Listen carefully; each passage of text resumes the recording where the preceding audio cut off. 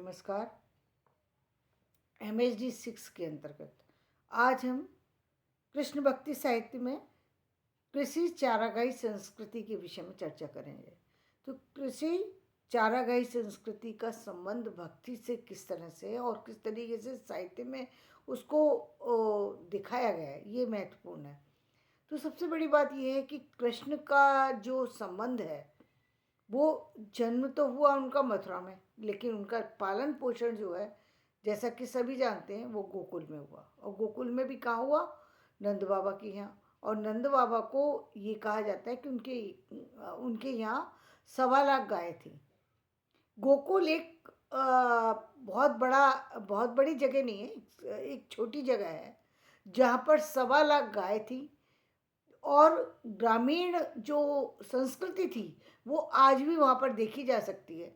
तो वहाँ पर ग्रामीण संस्कृति का होना और जो वहाँ के जो यमुना का होना, जो वहाँ के ग्वाल वालों के जो रहन सहन का होना, जो उनकी भावना का सहजता का होना, वो सारी बातें महत्वपूर्ण होती हैं। तो वहाँ की कृषि चारागाही संस्कृति उन गायों के लिए बहुत ज़्यादा महत्वपूर्ण थी, क्योंकि आज भी वहाँ पर जो गायों के का जो व्यवस्था है, वो गाय जो है वो वहाँ पर चरने के लिए ऐसे ही छोड़ दी जाती है। वहाँ पर ये जो है लोगों के अंदर भय नहीं होता कि हमारी गाय को कोई ले जाएगा, कि इस तरह की भावना नहीं होती। तो और वहाँ पर काफ़ी फैले हुए जो वन वगैरह वो काफ़ी ज़्यादा फैले हुए, तो वो चीज़ है। तो इस कृषि चारागाही संस्कृति को के विषय में यदि हम देखें, विश्व साहित्य के स्तर पर हम यदि देखने की कोशिश करते हैं, तो हमें मिलता है पेस्टोरल साहित्य की चर्चा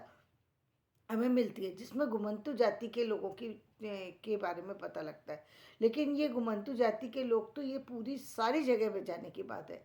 लेकिन यहाँ हम सिर्फ चारागाही संस्कृति की बात कर रहे हैं। चारागाही संस्कृति वो संस्कृति है जहाँ पर मतलब कृषि प्रधान जगह को हम चारागाही संस्कृति कहेंगे, जहाँ पर गाय जो है वो खुल करके जो है वहाँ पर जो है वो चारा जो है वो खाती हैं। Excuse me. तो इस तरीके से था। और इसी संस्कृति के कारण से जब कृष्ण जो है वहाँ से जो गोकुल से मथुरा आ जाते हैं, तो और जो गोपियाँ जो हैं वो उनके वियोग में परेशान होने लगती हैं, तो वो इतनी अधिक परेशान होती हैं कि उन्हीं जो वहाँ के पेड़ हैं, जो वहाँ की पौधे हैं, वो उनसे बात करने लगती हैं और उनसे ही एक तरीके से उनका झगड़े वाली स्थिति बन जाती है, उनसे भी नाराज होने लगती है।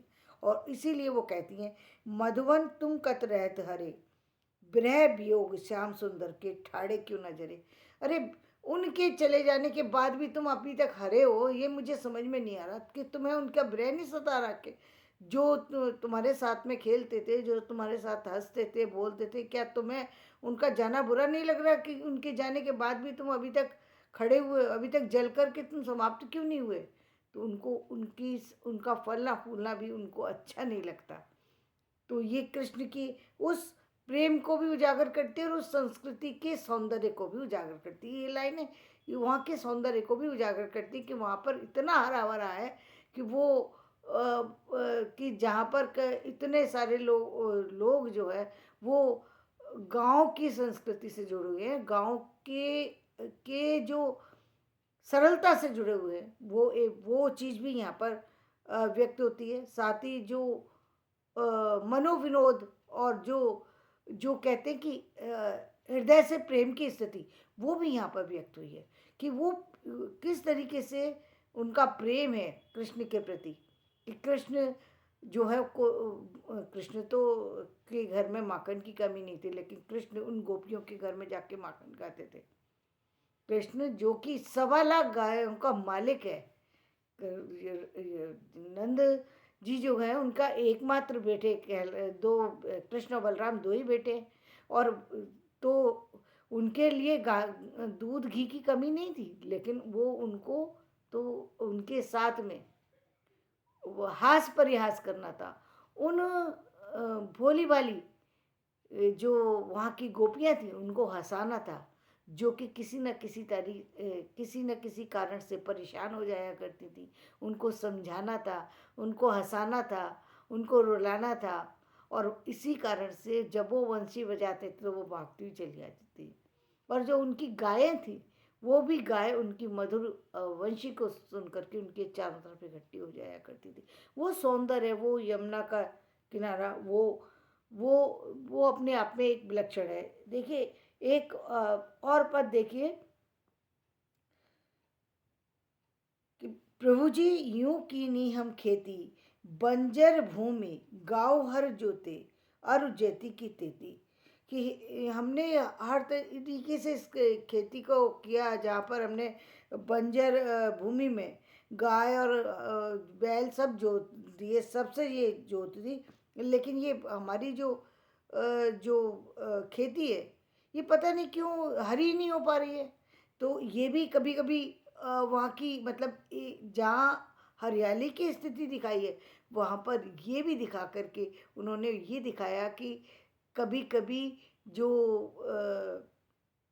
गांव होते हैं, वहाँ पर कुछ भूमि ऐसी होती है जो बंजर हो जाती है, जहाँ पर बैल ज़्यादा चलने लगते हैं या मनुष्य लोग ज़्यादा चलने लगते हैं, और वो भूमि जो है वो अपनी उपजाऊपन जो है वो समाप्त कर देती है।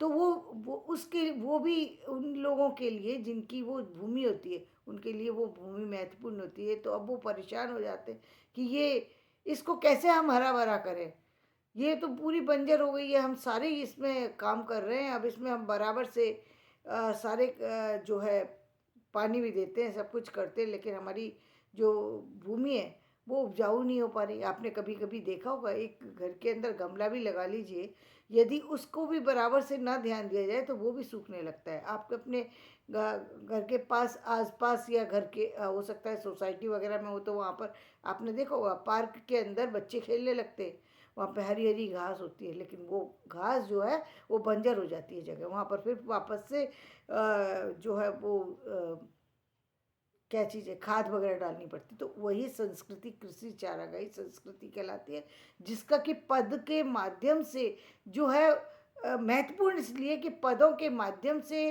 भक्ति साहित्य के सौंदर्य की निधि बन गई है ये कृषि चारागाही संस्कृति, क्योंकि कृष्ण जो है जुड़े हुए हैं गोकुल से, और गोकुल जुड़ा हुआ है गायों से, और गाय जुड़ी हुई है नंद बाबा से। तो यानी एक तरीके और गोपियों से, तो यानी एक तरीके से समग्र संस्कृति जो है वो कृषि चारागाही संस्कृति के रूप में वहाँ पर दिखाई देती है। तो धन्यवाद, मैं अपना वीडियो यहीं समाप्त करती हूँ। मेरा वीडियो पसंद आए तो इसे लाइक करिएगा, शेयर कीजिएगा और सब्सक्राइब कीजिएगा।